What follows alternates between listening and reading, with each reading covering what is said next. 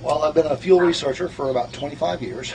Always worked with fuel, trying to make it burn better inside an engine. And recently, back in February, I realized that I was taking the wrong approach, that I should be working with the air instead. Anyway, so I'll be modifying the airstream on this Prizm to enable a wave form to be created inside the intake manifold, causing vastly better combustion. See, science is science, right? Now what I'm doing is I'm creating a pressure wave inside the engine. I just take the normal pressure is like this. Okay, when the piston goes down, the air just follows it in, right? Well, that creates a little suction, so the pressure will drop a little bit. And then this valve will close and the pressure will come back up. Then the pressure will drop a little bit with the next piston and so on, just like that, so you get a little wave. So what I'm doing is I'm taking that little wave and I'm letting it go way down and then back up, and then way down and back up, so that you get your vacuum, which causes the fuel to vaporize better. Now that's science. Well, it works every time that there's no computer involved. Okay, but then when you start involving the computers, you start winding up with variables. That doesn't come into play until 1998 on most cars. I haven't tested them all, so I can't. I'm not the voice of authority. This is, I say, is an experiment. Right. And on every case, until I get documentation as to when it did occur and on which year it makes some models, and that's thousands and thousands and thousands of vehicles. What I do is I'll actually be taking meat out of the throttle body, out of the air passage, in a certain configuration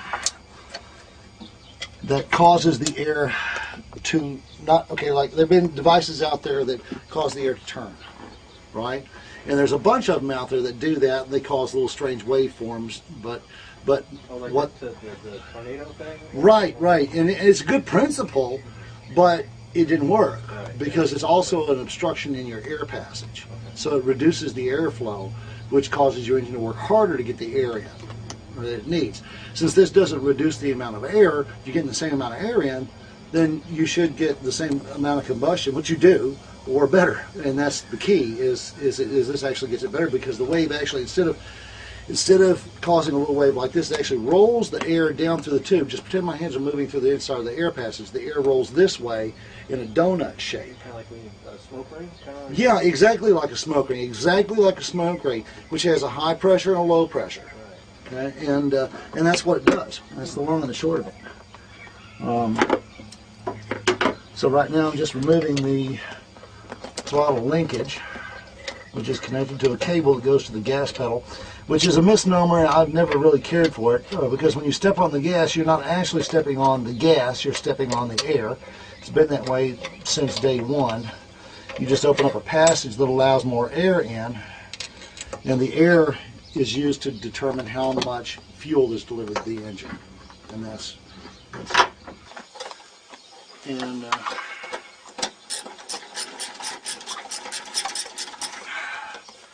And this right here doesn't operate on just one particular portion of the range. It works across the whole spectrum. So from the get-go, you get more horsepower, you get more torque, all because your fuel is burning better. So what's have you been averaging for amount of fuel efficiency? Well, you mean on the subject vehicles? On the test vehicles, yeah, the ones you've been. Everything from 25% increase to 200 and 300% increases. Wow, that much? That much. Wow. Yeah. The goal with the Land Rover, because we were only getting 200 miles on a tank, was to get 400 miles. Well, I did that very quickly. Wow. But that wasn't, I mean, it was tough getting 300, right? But 400 was a stretch. Well, I jumped right over 400 and went right to 500 miles tank. Wow. On the Land Rover with this modification. And just this modification. There's no fuel additives, no changing of any sensors or anything. It's just and it's like just so perfect for the engine, because it all works in harmony with the engine. Wow. This what thing. Is that? Ow, this is hot. This is the throttle body. Oh, okay. And it is the little bitty old goody part that I'm going to be modifying. Oh, okay. So here's your normal throttle body. They look differently. The shapes of this will be different. The linkages will be different, but they all work the same way. When you step on the gas, it opens up the airflow. You let off of the gas, it lets it close back up. That's all there is to it. Okay, so from this point on, you turn the camera on. First of all right, this modification is experimental. This is not a product for sale. This is not to be considered an enticement for sale or a sale offering in any way, shape, manner, or form. However, that being said, the effects are proven on a wide range of vehicles, and on every internal combustion engine that's normally aspirated, this will produce results in your combustion. So that being said, in order to get the documentation necessary to take this to market appropriately, I need to raise some funds. All right? So what I'm doing is I'm suggesting people contribute to my research fund $250 and for a throttle body and $350 for a carburetor. You send me the carburetor. You've got to be willing to take mileage results and give me the reports back. And I've got a blog set up for you to do that at WordPress. It's coolcarmods at .wordpress.com. And anybody that's had their vehicle modified is more than welcome to go there and put their totally free results. I don't want it filtered. I want you to tell the absolute truth. This is 100% transparent because this works.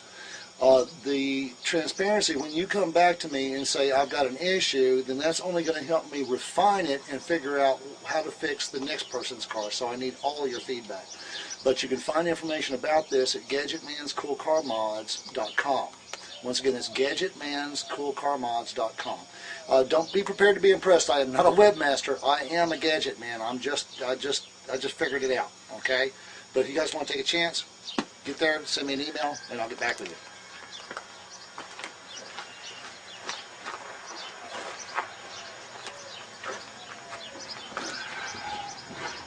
All right. Are you prepared to be startled, young lady? Yeah, I am. I'm prepared to be blessed. Right. Joe, you want to help me out, Mr. Grease? Sure. If you don't mind, just hold that up there for me. Tremendous help. You know what it's like only having two hands, don't you know? You worked on these hands. Yeah, that is amazing, you know, how, little, how something like that can change your mileage and everything. Yeah, just something so small. I mean, if you think about it, if you just put, instead of 32 pounds of pressure in your tires, you put 35. You'll get an extra mile or two a gallon out of that. If you run to 37, 38 psi, you're not in any danger of the tires blowing up, but you'll get another mile or two a gallon out of that. You can read about it. They've got this stuff called hypermiling that, let's see, there's my other hose here, hypermiling, that if you look it up, it'll teach you all kinds of little tricks about how to get your car to go farther on a gallon of gas. But this is by far the most amazing thing that I have ever run across, and I am thrilled. So here's the aftershock. Take a look. The only difference is that I brushed off some of the dust. So this is a before. And how long did it take? How long did this take? How long have we been here? About an hour. About an hour. Wow. That's pretty amazing. Yeah, it is. It's truly amazing. I felt like I won the lottery. But wait till you drive it, and then I want to take you face on camera.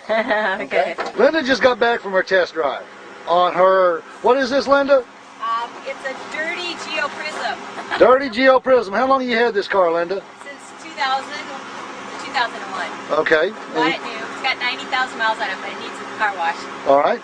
But yeah, you just did whatever your magic was to the whatever it was that you did, and it's got more power. So I'm excited to see how much more gas mileage I'm going to get. So comparatively now, how does it run? It's got a lot more zip. It's always been a dog, and now it's like at least, well, it's got, I don't know, 2 or 3 times the power probably. Yeah. How about compared to a brand new one? Compared to a new one? Yeah, when it was new versus now. You know what? I don't ever remember it being very fast. Is it fast now? Yeah, it's a lot faster. Yeah. How fast? You know, well, I did about. I got up to about 60 miles an hour out there in that little strip there pretty quick. Okay. Shh. Now that's 45 mile an hour zone, Linda. Well, you told me to test it. Yes, I did. Yes, I did. Well, I want you, when you get out of here, I want you to go on the highway. All right, and when you're on the highway, I want you to notice your foot position on the throttle, something you never think about, right?